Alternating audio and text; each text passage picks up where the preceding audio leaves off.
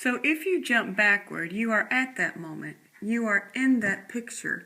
And you always were there. You will always be there, even if you don't know it yet. I didn't understand a word of it, and I couldn't feel my feet. Forget it, I said. The whole thing is making me crazy.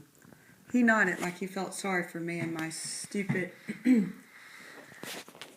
brain. I think that's probably because of your common sense.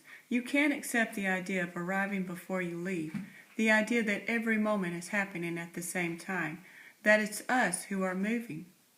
Enough was enough. I cut him off. Why did you hit Sal? I asked. Who? He looked completely mystified, as if I had just changed the subject from something very normal to something completely insane, instead of the other way around. My friend Sal, you punched him in the stomach for no reason, in front of the garage, and then you hit him in the face. He nodded. Yes, he said, that's right. But no, there was a reason. That's bull. I know he never did a thing to you. I started to really shiver, even with my hand stuffed in my pocket and Mom's scarf wrapped around my head. I did hit him for a reason, he said. What you're talking about is justification. I'm not saying it was the right thing to do. I'm just saying I did it for a reason. My own stupid reason. I stared at him. So what was the reason? He looked down and shrugged. Same reason I do most things. I wanted to see what would happen. What do you mean, what would happen? His nose started bleeding. That's what happened, and he almost threw up. Besides the ordinary things, he said. He tapped the toe of one shoe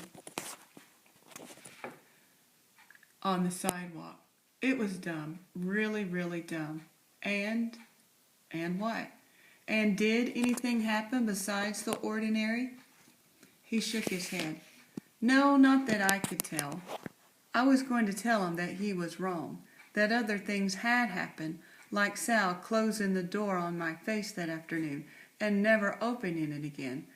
But at that moment I noticed the laughing man coming down the block behind us. I'd never seen him near school before. He was bent forward, mumbling and watching his feet with his eyes on the garbage can next to Marcus. The laughing man didn't notice us standing there until he was practically on top of Marcus.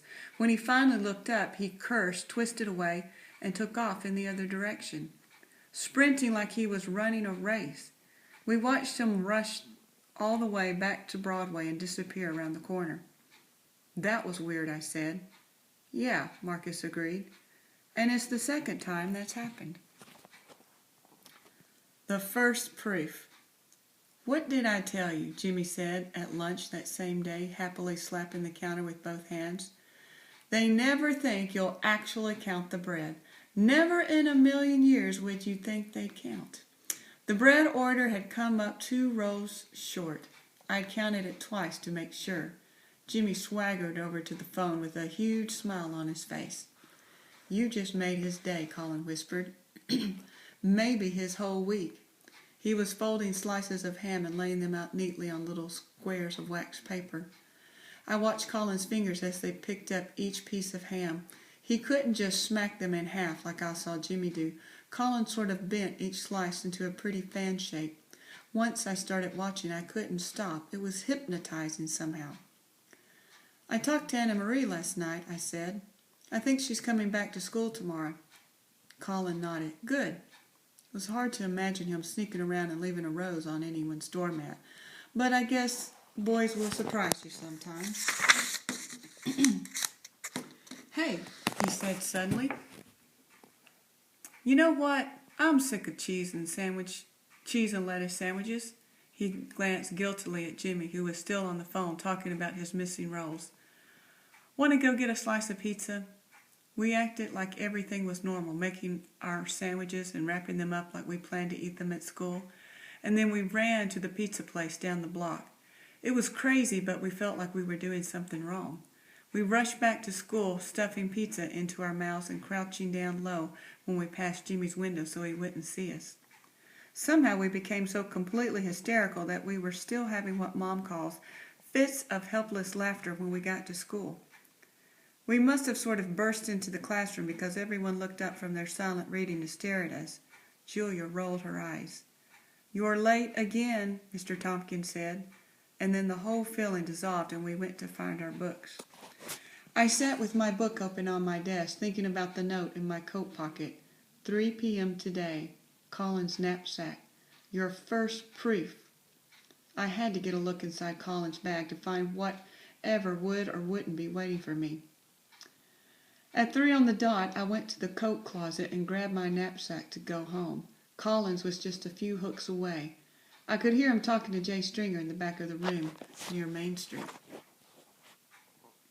Julia was standing with them, trying again to convince Jay about her stupid tinfoil UFO and how it was going to fly up and down the street on the stupid invisible wire.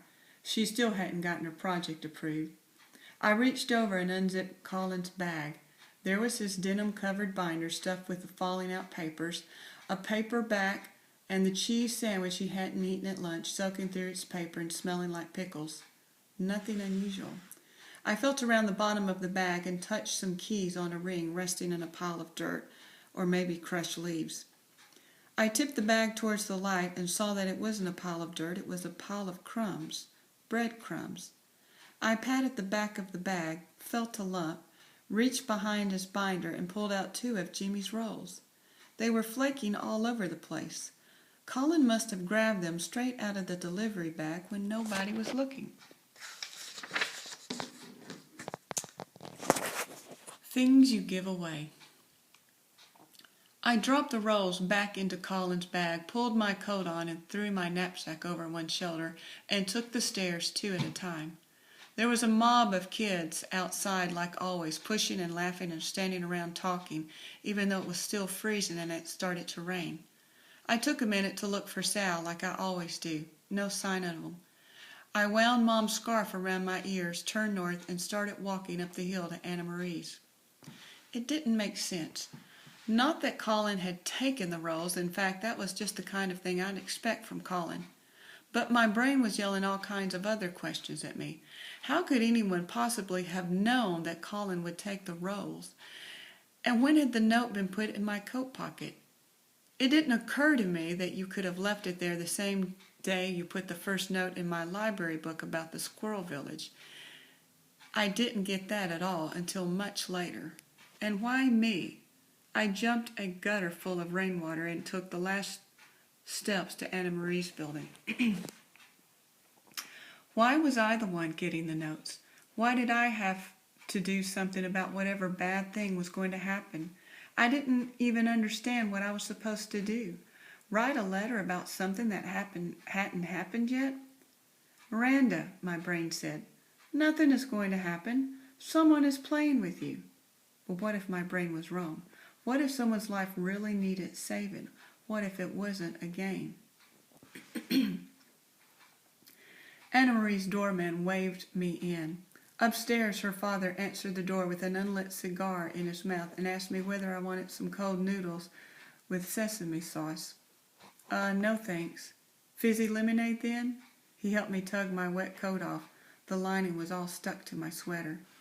So I walked into Anna Marie's room, balancing lemonade and ice water for her, along with the dish of almonds that her father had somehow warmed up.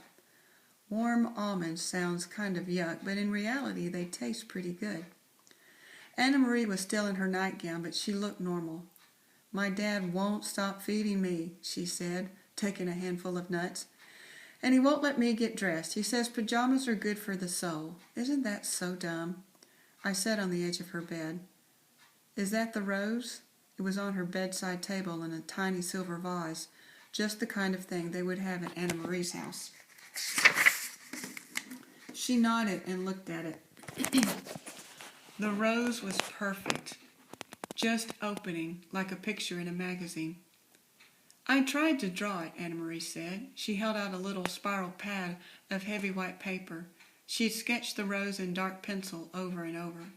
Wow, I said, I didn't know you could draw like that. She flipped the pad closed. My dad shows me tricks sometimes. There are a lot of tricks to drawing I can show you. But I knew I could never draw like that, for the same reason I couldn't do Jimmy's V-cut or get my Main Street diagrams to look good. Hey, I said, maybe your dad left the rose. Maybe. She frowned, and I felt a little piece of myself light up. He says he didn't, though. But it would explain how the person got upstairs, why the doorman didn't buzz you. I could feel my lips making a smile. Your dad is so nice. It has to be him. I was miserable sitting on the edge of her bed in that puddle of meanness. But I couldn't help it. I didn't want Anna Marie's rose to be from Colin. Maybe I couldn't stand for her to have so many people and be able to draw and to cut bread on top of that. Maybe I wanted Colin for myself. Anna Marie's dad stuck his head through the door. Anybody want a refill? No thanks, I said, even though my glass was empty and my back teeth were packed with chewed nuts. I have to go. Stay for 5 more minutes, he said. I put your coat in the dryer. So I had to sit there, thirsty, and then I had to put on my dry, warm, but still dirty coat and take the elevator down to Anna Marie's lobby, where the lamps glowed yellow and the doorman remembered my name. It had stopped raining. It was too cold for the boys to hang out in front of the garage. There was hardly anybody out in the street at all. The light in Belle's window looked friendly in the late afternoon gloom, and I thought of going in. I'd been telling Belle the story of my book, a little bit here and a little bit there. I had told her how Meg had helped her father escape, and I had described the first battle with IT, which is this giant evil brain that wants to control everyone. I knew Belle would give me some vitamin C's and maybe a paper cup of hot chocolate, but it was getting late and I didn't want to have to walk down our block in the complete dark, so I decided to keep going. At first I thought the laughing man wasn't on the corner, but then I saw him sitting on the wet curb, leaning against the mailbox and just watching me walk toward him. For 1 second there was something familiar about him. I noticed for the first time how old he looked. I thought about what Louisa had said, about how old people can't get enough heat. Maybe I felt sorry for him. Maybe he reminded me of Mr. Nunzi from upstairs. Or maybe I wanted to do something good to make up for being kind of a jerk to Anna Marie, even if she didn't really know it. Anyway, I spoke to him. Hey, I said, opening my bag. You want a sandwich? I still had the cheese sandwich I hadn't eaten at lunch. I had it out. It's cheese and tomato. Is it on a hard roll? He sounded tired. I can't eat hard bread, bad teeth. It isn't hard, I said. It was one of my best V-cuts ever, probably a little soggy now with the juice from the tomato soaking into the bread all afternoon. He reached up with one hand and I put the sandwich in it.